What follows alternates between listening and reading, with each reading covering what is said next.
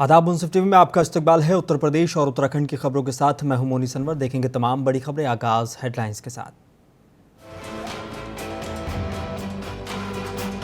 मेरठ में triple murder case में 16 साल के बाद 10 आरोपी दोषी करार। शीबा के इश्क में इजलाल कुरैशी ने दिया था घटना को अंजाम।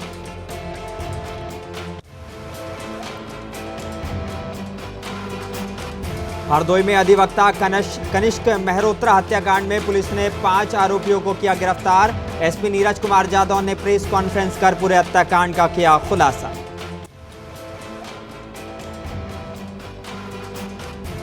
बाराबंकी में स्कूल वैन में बच्ची के साथ ड्राइवर ने की छेड़छाड़। आरोपी को पुलिस ने किया गिरफ्तार।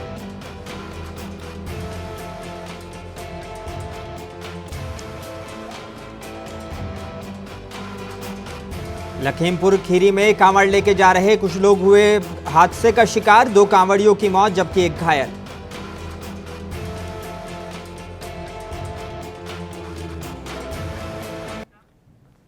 आइए बुलेटिन की शुरुआत करेंगे कुछ अहम और बड़ी खबरों के साथ। उत्तर प्रदेश के मेरठ में साल 2008 में 3 युवकों की हत्या के मामले में आरोपित इजलाल को कोर्ट ने दोषी करार दिया है। उसके साथ ही उसकी गर्लफ्रेंड शीबा सुरोही समेत 10 लोगों को दोषी माना गया है। इस हाई प्रोफाइल मामले में लगातार 16 सालों से मामला चल रहा है। कोर्ट ने सुनवाई पूरी करके 1 अगस्त 2024 को 10 आरोपियों को दोषी करार दिया था। इस मामले में सजा 5 अगस्त को अभी सुनाई जाएगी। अब तक इजलाल इस मामले में जमानत पर घूम रहा था। उसे अब जेल जाना होगा। अदालत ने इजलाल की गर्लफ्रेंड शीबा सुरोही को भी दोषी करार दिया है। उसके साथ ही उसके ही चक्कर में ये 13 हत्याकांड हुआ था। एक आरोपी देवेंद्र आहूजा उर्फ मुन्नू कांवड़ लेने के लिए गया था, जो आज मौजूद नहीं था। अन्य आरोपियों में शीबा सुरोही, अफजाल इजलाल, वसीम, रिजवान, बदरुद्दीन, महराज, इजहार और अब्दुल रहमान उर्फ कलवा सभी कोर्ट पहुंचे थे। कोर्ट ने शीबा सुरोही को धारा 109 और 302 में दोषी करार दिया है। वहीं इजलाल को 302, 364, 304 और 325 में दोषी करार दिया गया है। इजलाल और शीबा के अलावा अन्य आरोपियों को कोर्ट ने धारा 302, 364 और 304 में दोषी करार दिया है।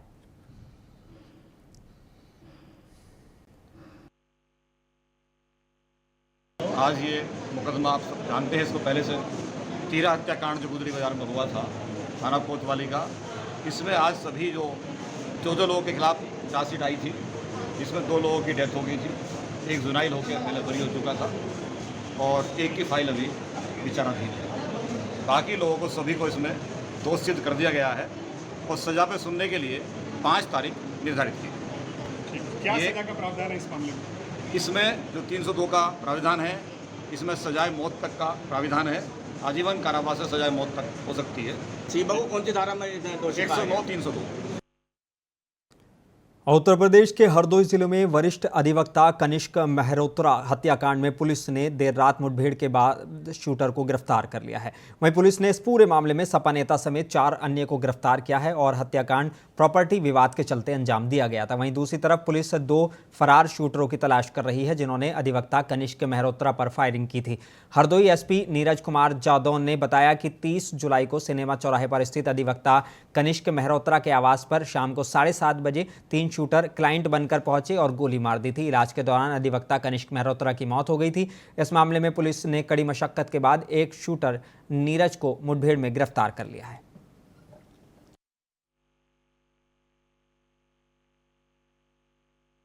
जनपद हरदोई के वरिष्ठ अधिवक्ता कनिष्क मेहरोत्रा की उनके घर में हत्या कर दी गई थी। उस केस के खुलासे के लिए हरदोई पुलिस निरंतर प्रयासरत थी और लेट नाइट कल मुठभेड़ हुई थी, जिसमें जो शूटर था जिसका नाम नीरज था, उसको पुलिस ने घायल अवस्था में गिरफ्तार किया था। उसका डिटेल इंटरोगेशन हुआ और सीरियल एनालिसिस और आसपास के घटनास्थल के आसपास के सीसी फुटेज के आधार पर, साथ ही साथ जो वादी था उससे पूछताछ के आधार पर आज हरदोई पुलिस ने 5 लोगों को गिरफ्तार किया, जिसमें जो शूटर नीरज, जिसको हमने घायल अवस्था में कल रात को गिरफ्तार किया था, साथ ही साथ 4 पार्टनर हैं इस प्रॉपर्टी के, जिस प्रॉपर्टी को लेकर। उत्तर प्रदेश के बाराबंकी जिले में एक मासूम बच्ची से स्कूल वैन में छेड़छाड़ की गई है। सनसनीखेज घटना ये सामने आई है। स्कूल वैन चालक को गिरफ्तार छेड़छाड़ से डरी सहमी छात्रा घर पहुंची, जिसके बाद उसने रोते हुए परिजनों को सारी बात बताई। छात्रा के परिजनों ने स्कूल प्रबंधक को फोन कर घटना की जानकारी दी, लेकिन स्कूल प्रबंधक ने परिजनों की शिकायत पर कोई कार्रवाई नहीं की। सुबह फिर आरोपी चालक छात्र को स्कूल लेने उसके घर पहुंचा तो बता दें कि परिजनों का गुस्सा फूट पड़ा। नाराज परिजन स्कूल पहुंचे और जमकर हंगामा भी किया। पीड़ित 11 वर्षीय बच्ची कक्षा 3 की छात्रा है। परिजनों के शिकायत के आधार पर पुलिस ने आरोपी ड्राइवर के खिलाफ केस दर्ज करते हुए उसे गिरफ्तार कर लिया है।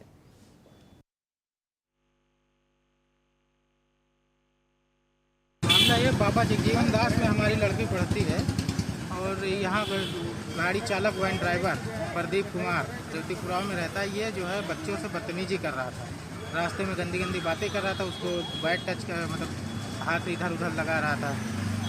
10 साल की बच्ची है और हमने प्रबंधक को भी जानकारी दी थी। उसके बाद प्रबंधक बाबा जगजीवन दास के ना तो अभी तक कोई स्कूल से आया है ना कोई जो है कार्रवाई की। फिर मैंने थाने में तहरीर दी उसके खिलाफ और मैं चाहता हूँ कि इसके खिलाफ उचित कार्रवाई की जाए, मुकदमा लिखा जाए। तो कोतवाली में क्या कहा है आपसे? कोतवाल साहब अभी आए नहीं, अभी आते हैं, बोले बैठो, अभी कोतवाल साहब आ जाएंगे। तहरीर दे दी है आपने? जी तहरीर दी है आपने? हाँ, तहरीर दे दी। उत्तर प्रदेश के बाराबंकी में पुलिस के एक सिपाही ने खाकी को शर्मसार कर दिया है। नशे में धुत इस सिपाही का वीडियो सोशल मीडिया पर खूब वायरल हो रहा है। पुलिस के इस सिपाही ने सड़क पर काफी देर तक हाई वोल्टेज ड्रामा किया, जिससे मौके पर तमाशबीनों की भीड़ लग गई। राह चल रहे किसी शख्स ने इस पूरी घटना का वीडियो बना लिया, जो अब सोशल मीडिया पर वायरल हो रहा है।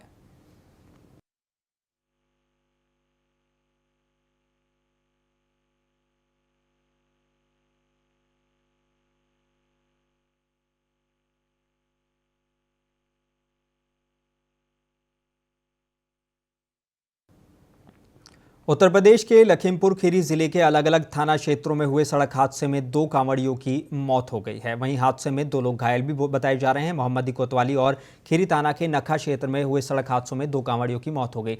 खीरी के नखा क्षेत्र में कांवड़ लेकर जा रहे श्रद्धालु ट्राली के नीचे आ गए। वहीं मोहम्मदी मार्ग पर भीकमपुर के पास पिकअप और बाइक के टकराने में कांवड़ियों की मौत हुई है। 2 कांवड़िए घायल भी हुए हैं, जिसके बाद कांवड़ियों ने जमकर हंगामा किया। हालांकि एसपी ने उनको समझाने की कोशिश की।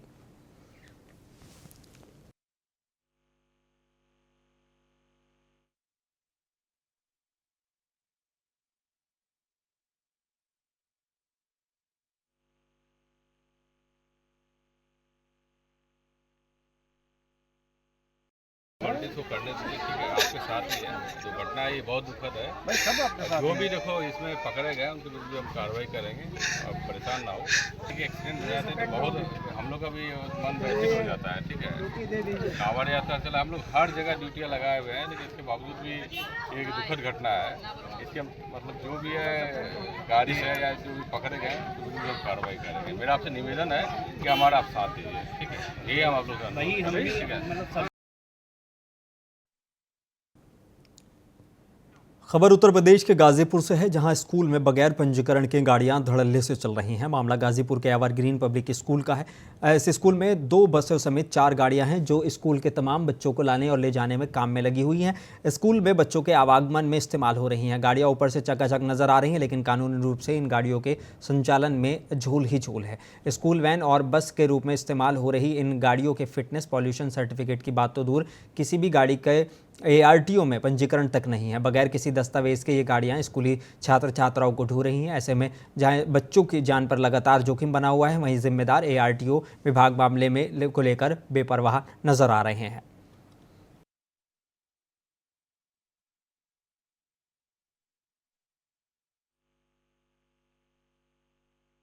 जी, हम लोग के द्वारा सब तरह की कार्रवाई की जा रही है कि जो जिले में स्कूल्स हैं उसमें स्कूल व्हीकल्स जो हैं वो फिटनेस, परमिट और जो भी रूल्स रेगुलेशन होने चाहिए उसके साथ चलें। इसके लिए हम लोग बहुत तरह की कार्रवाई कर रहे हैं। देखिए, जो एवरग्रीन पब्लिक स्कूल है या कोई भी स्कूल है, अगर हम उस एवरग्रीन की बात करें तो वहाँ पे जितनी भी गाड़ियां हैं मैंने सारी चेक की है, और जिन 4 वाहनों की आप बात कर रहे हैं उनको मैंने कम से कम 5-6 बार चालान किया है और 2 बार सीज किया है। अभी प्रेजेंट टाइम में दिक्कत ये आ रही है कि सारे थानों में पानी भर गए हैं, महाराजगंज में और जगह जगह, तो अभी तुरंत में व्हीकल सीज नहीं हो पा रही है। लेकिन आप अगर डेटा उठा के देखेंगे तो एक-एक व्हीकल जो फिटनेस फेल है उसको मैंने कम से कम 10 बार चालान किया है, 12 बार चालान किया है। सबको नोटिस भेजी गई है, सबको कॉल किया गया है, सबके जितनों के फिटनेस फेल है सबको सस्पेंड किया गया है। जौनपुर कांग्रेस पार्टी का डेलीगेशन आज पूर्व सदर विधायक नदीम जावेद के नेतृत्व में टीम मंगलवार को बता दें कि अब्दुल्ला नामक युवक की मौत हुई थी, जिस पर मृतक के जनाजे में वो शामिल हुए थे। इस दौरान मृतक की बहन ने टीम से बताया कि बदमाशों ने पहले युवती के पिता को मारा और फिर 2 दिन पूर्व उसके भाई की भी निर्मम हत्या कर दी गई और महिलाओं के साथ दबंग बदमाशों ने भी जमकर मारपीट की, जिसमें अपने घावों को डेलीगेशन लड़की ने दिखाया है, टीम को दिखाया। पूर्व विधायक ने जिले में कानून व्यवस्था पर सवाल उठाते हुए प्रदेश सरकार को भी घेरा और कहा कि यूपी में कानून का राज की बात की जाती है, जबकि सत्ताधारी नेताओं के इशारे पर हत्यारों को बचाया जा रहा है और अपराधियों का इन नेताओं का संरक्षण मिला हुआ है।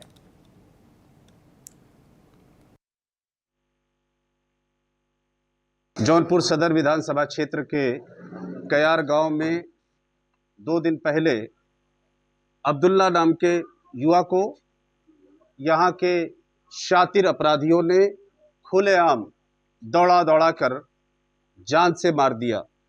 उसकी वीडियो भी सोशल मीडिया के माध्यम से जनपद जौनपुर में, पूरे प्रदेश में और देश में हर आदमी ने तकरीबन देख ली है, जो 2 लोग जिम्मेदार लोग हैं। साथ ही साथ अब्दुल्ला नाम के जिस युवा की हत्या सरेआम की गई है, उनके पिताजी की हत्या 7 मई को इन्हीं अपराधियों ने किया था। पूरे जनपद के अंदर अपराध चरम पर है, जिला प्रशासन पूरी तरह से फेल है। जिस तरह से राज्य की सरकार पूरे राज्य में फेल है, उसी तरह से जनपद का प्रशासन जनपद में फेल है। इतनी दुर्भाग्यपूर्ण घटना है ये और इतनी तकलीफ की बात है कि उसके लिए मुझे लगता है कि मेरे पास शब्द भी नहीं। और उत्तर प्रदेश के संभल नगर के मुख्य बाजार में स्थित सर्राफा की दुकान में दोपहर 3:30 बजे बुर्कानशी महिलाएं करीब 10 लाख रुपए कीमत के सोने के जेवर से भरा डिब्बा चोरी करके ले गईं। घटना सीसीटीवी कैमरे में कैद हो गई है। पुलिस मामले की जांच में जुटी हुई है।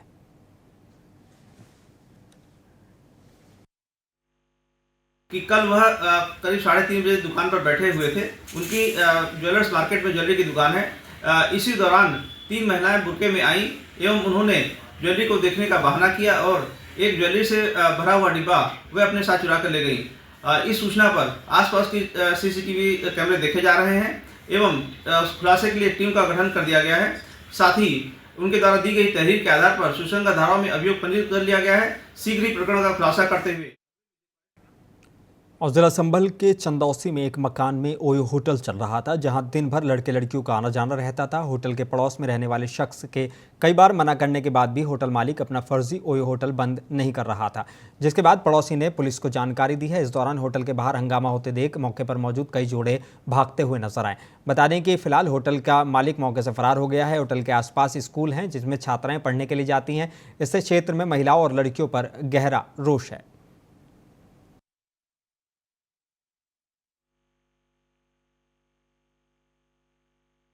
ये हमारे संज्ञान में कल आया, देखते हैं उस पर जो भी होगा कार्रवाई। मैंने उनसे कह गया, नहीं करी थी उन्होंने। ये कह रहे बुला लेने किसको बुलाओगे। दिक्कत क्या हो रही है? दिक्कत क्या हो रही है आपको? मुझे दिक्कत ही हो रही है, मेरे बच्चे रखूंगा यहाँ पे। मैंने कही पहली गाली को गंदगी हो रही है यहाँ पे। भाई यहाँ दिन भर लड़कियाँ आती है, दिन भर औरतें आती है।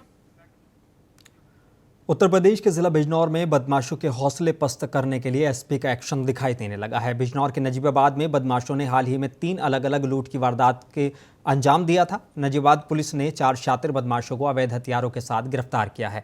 दरअसल बिजनौर के नजीबाबाद पुलिस ने चेकिंग के दौरान नजीबाबाद क्षेत्र के सहानपुर की तरफ एक बाइक सवार 4 बदमाशों को पकड़ा है। पकड़े गए बदमाशों के पास से पुलिस ने 3 तमंचे, आधा दर्जन कारतूस, 1 चाकू और लूटी हुई बाइक को भी बरामद किया है।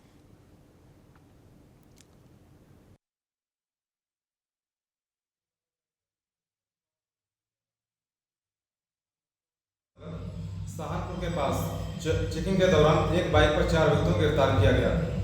पूछताछ में इनके द्वारा बताया गया कि इनके द्वारा दिनांक 24 जुलाई 2024 को रात्रि में थाना किरतपुर मंडावर व मंडावली क्षेत्र में 3 बाइक की लूट की घटना कारित की गई थी। इनमें से एक बाइक मौके पर बरामद हो गई तथा इनके निशानदेही पर कलेड़ी थाना नजीबाबाद से 2 अन्य लूट की बाइक को भी बरामद कर लिया गया है। पूछताछ पर प्रथम अभियुक्त ने अपना नाम फौजीनाथ बताया, जिस पर कुल 19 मुकदमे हैं तथा इसके पास से एक अदद तमंचा बरामद हुआ है। दूसरे अभियुक्त ने अपना नाम गोपीनाथ बताया, जिसका कुल 15 मुकदमे हैं। इसके पास से एक तमंचा बरामद हुआ है। तीसरे अभियुक्त ने अपना नाम कुलदीप नाथ बताया, जिसके ऊपर कुल 5 मुकदमे हैं तथा इसके पास से एक चाकू बरामद हुआ है। चौथे अभियुक्त विक्की, जिस पर कुल 4 मुकदमे हैं तथा इसके पास से एक तमंचा बरामद हुआ है। इन सभी अभियुक्तों। ब्रेक के बाद एक बार फिर इस्तकबाल है। उत्तर प्रदेश के जिला मुरादाबाद के कुंदरकी नगर में एक चौंका देने वाला मामला सामने आया है। एक युवक ने मस्जिद के इमाम और कमेटी के लोगों पर उसके पिता की मौत के बाद जनाजे की नमाज नहीं पढ़ाने का आरोप लगाया है। युवक का आरोप है कि उसके पिता भारतीय जनता पार्टी के कार्यकर्ता थे। मस्जिद के लोगों ने भाजपा कार्यकर्ता होने की वजह से उनके जनाजे की नमाज नहीं पढ़ाई।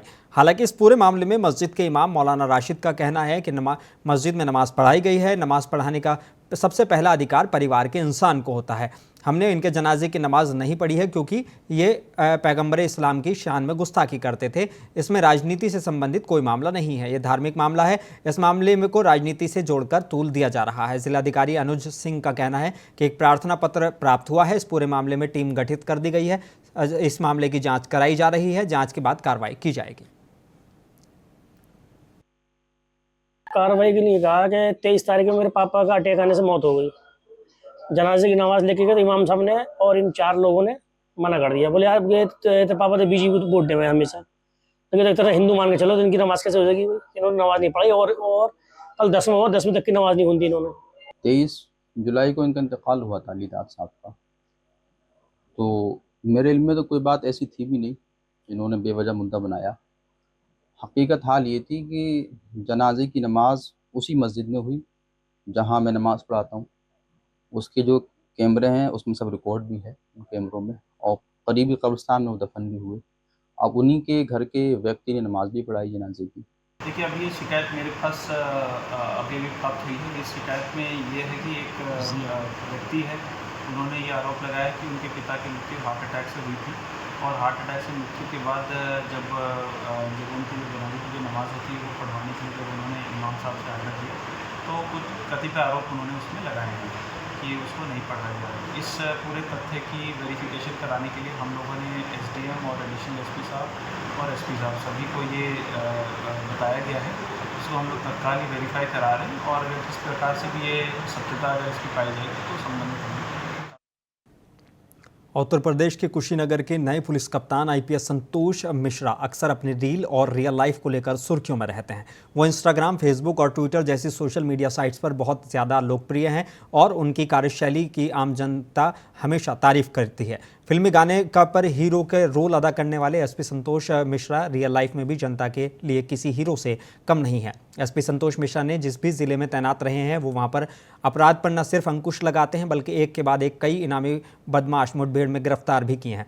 बता दें कि कुशीनगर के एसपी संतोष मिश्रा जिनके डर से अपराधी पनाह मांग रहे हैं, उन्होंने चार्ज संभालते ही वांछित और वारंटी अभियुक्तों के खिलाफ विशेष अभियान चलाया। 24 घंटे में 113 वांछित वारंटी गिरफ्तार किए हैं, जिसमें से 106 वारंटी हैं और 7 जो है इसमें वांछित शामिल हैं। कुशीनगर में पिछले 24 घंटे में जितने भी वांछित है, वारंटी है, मुकदमों में वांटेड है, पुरस्कार घोषित है, इन सब के खिलाफ में एक अभियान चलाया गया था। इस अभियान के तहत हमारे एडिशनल साहिबान के नेतृत्व में कड़ी कार्रवाई करते हुए जनपद में 113 लोगों की गिरफ्तारी की गई है। इसमें से वांछित, वारंटी, पुरस्कार घोषित ऐसे बदमाश हैं। जनपद कुशीनगर में इसी तरीके से अपराधियों के खिलाफ अभियान चलता रहेगा और जो भी इस तरीके के अपराधी है, जो अपराधों में लिप्त है, कानून व्यवस्था खराब करते हैं, क्राइम।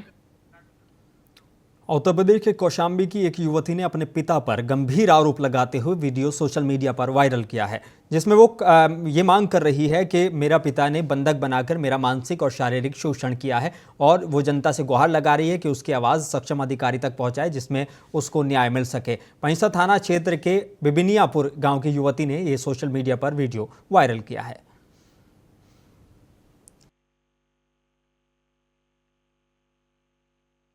देखिए, कल एक रात में वीडियो वायरल हुआ था जिसमें एक बच्ची है वो अपने पिता पे उत्पीड़न का आरोप लगा रही है, मारपीट का आरोप लगा रही है। तत्काल फोर्स उसके घर पे गई हुई थी, वो लड़की वहाँ नहीं मिली थी और एक ऑडियो उसका हम लोगों को मिला हुआ है लड़की का, जिसमें वो कही है कि मैं वहाँ से अपने घर से चली आई हूँ, मैं बालिग हूँ और मैं स्वतंत्र रूप से एक जगह सर्विस कर रही हूँ और समय पर पुलिस के समक्ष उपस्थित होंगी। उसके पिता ने ऐसा आरोप था। हम लोग उस लड़की के कांटेक्ट कर रहे हैं और बहुत शीघ्र उसे सामने लाएंगे और जो भी उसका बयान आएगा उसके आधार पर जांच करके। उत्तर प्रदेश के अयोध्या में नाबालिग लड़की से रेप के मामले को लेकर एबीवीपी के कार्यकर्ताओं ने कलेक्ट्रेट गेट पर धरना प्रदर्शन किया है। सांसद अवधेश प्रसाद के खिलाफ जमकर नारेबाजी की है। उन्होंने मांग की है कि रेप पीड़िता को जल्द से जल्द न्याय दिलाया जाए और मामले में फास्ट ट्रैक में पूरे केस की सुनवाई कर आरोपी को सजा दी जाए। इस मामले में एबीवीपी के कार्यकर्ता एसएसपी और डीएम से मुलाकात करने पर अड़े रहे। उन्होंने सिटी मजिस्ट्रेट को ज्ञापन देने से इनकार कर दिया। अभी बीते दिनों जिस प्रकार से मदरसा के अंदर वहाँ के स्थानीय जनप्रतिनिधि, यहाँ के सांसद अवधेश प्रसाद के संरक्षण में जिस तरीके से मोहित खान जो मामले का मुख्य आरोपी है उसके द्वारा इस घटना को लंबे समय से अंजाम दिया जा रहा था, वहाँ के स्थानीय लोगों का भी अभिनंदन करता हूँ जिनके माध्यम से इस घटना का खुलासा हुआ। और खुलासा होने के बाद जब वह बेबस परिवार एफआईआर दर्ज करने के लिए पुलिस प्रशासन से गुहार लगाता है तो 30 घंटे के बाद पुलिस प्रशासन ऐसे जघन्य मामलों में अपनी एफआईआर दर्ज कर पाती है, ये बेहद दुर्भाग्यपूर्ण है। ये पुलिस प्रशासन के। और आज देश भर में शिवरात्रि की धूम है। इस महापर्व पर जिला बिजनौर में डीएम और एसपी ने मोटा महादेव मंदिर पर गंगा जल चढ़ाया है। डीएम और एसपी ने जनपद वासियों को महाशिवरात्रि की शुभकामनाएं भी दी हैं।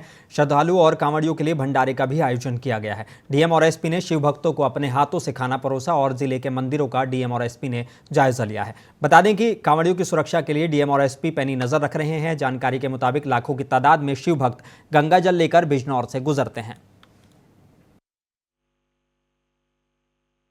द्वार से एंटर करते हैं शिव भक्त, वो लोग सबसे पहले मोटा महादेव मंदिर ही आते हैं। तो यहाँ पे हम लोग व्यवस्था देखने आए थे।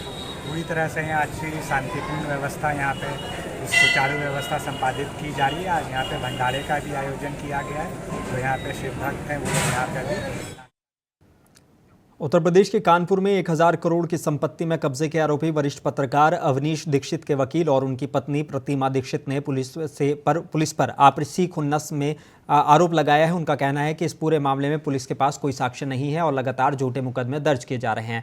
दरअसल कानपुर कोर्ट में अवनीश दीक्षित की कानपुर कोर्ट सेशन 6 में बेल की सुनवाई लगी है, जिसमें अभियोजन की ओर से इंस्पेक्टर कोतवाली को प्रार्थना पत्र दिया गया है कि अवनीश दीक्षित पर कई धाराओं को बढ़ाना है। इसके लिए न्यायालय ने निर्देशित किया है कि जो भी धाराएं घटाना या बढ़ाना हो वो 2 अगस्त तक घटा या बढ़ा लें। इस संबंध में अवनीश के वकील शिवाकांत दीक्षित और अवनीश की पत्नी प्रतिमा दीक्षित ने मीडिया के समक्ष अपना पक्ष रखते हुए कहा है कि अवनीश दीक्षित को जबरदस्ती फंसाया गया है।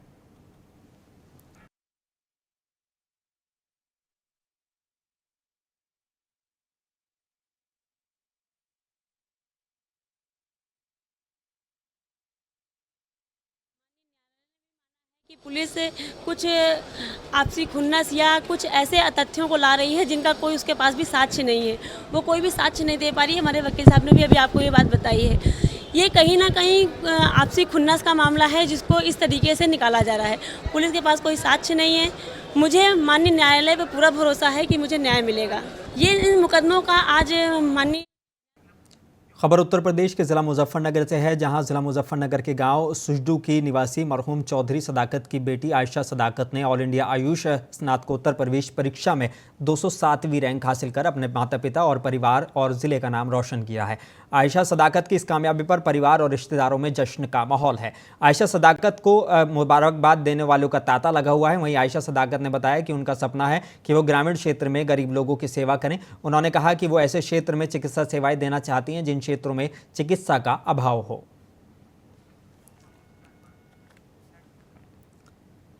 बांदा जिले के बबेरू तहसील के उपजिलाधिकारी कार्यालय पर आज बबेरू तहसील बार संघ के द्वारा अधिवक्ता कमलेश कुमार गुप्ता मुफीद आलम खान के ऊपर मनगढ़ंत कहानी बनाकर भूमाफियाओं का नाम देकर सोशल मीडिया व्हाट्सएप फेसबुक पर पोस्ट करने वालों के खिलाफ उपजिलाधिकारी नमन मेहता को ज्ञापन देकर कार्रवाई किए जाने के संबंधित धाराओं में मुकदमा दर्ज कराने की मांग को लेकर ज्ञापन दिया गया है।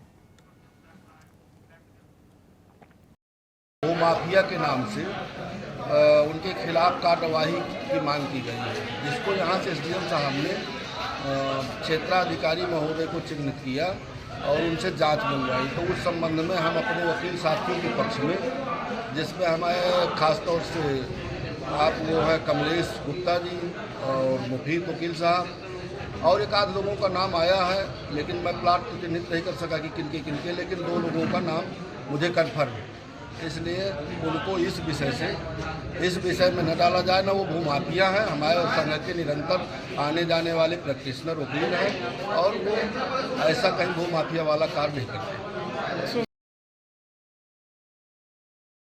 उत्तर प्रदेश के अमरोहा के जिला अस्पताल में मरीजों की जांच और इलाज की व्यवस्था का हाल जानने के लिए खुद डीएम राजेश कुमार त्यागी मरीज बनकर अस्पताल पहुंच गए। पहले अस्पताल की ओपीडी में लाइन में लगकर पर्चा बनवाया और फिर उसके बाद उन्होंने डॉक्टर को नब्ज भी दिखवाई। उनके अलावा सीडीओ अश्विनी कुमार मिश्रा भी बता दें कि जिला अस्पताल की स्वास्थ्य सेवा का हाल जानने के लिए सामान्य व्यक्ति की तरह वहां पर पहुंचे थे। औचक निरीक्षण के पहले अफसरों ने अपनी अर्दली और सुरक्षा कर्मियों को बिना बताए पैदल ही अस्पताल की ओर रुख कर दिया। जानकारी पर आला स्वास्थ्य अफसर संघ अस्पताल स्टाफ के बीच में हड़कंप मच गया। इस दौरान डीएम से बिल्कुल अनजान रहे। इसके बाद सीएमएस से बात कर लापरवाह डॉक्टर और कर्मचारियों पर कार्रवाई करने के निर्देश भी दिए गए हैं।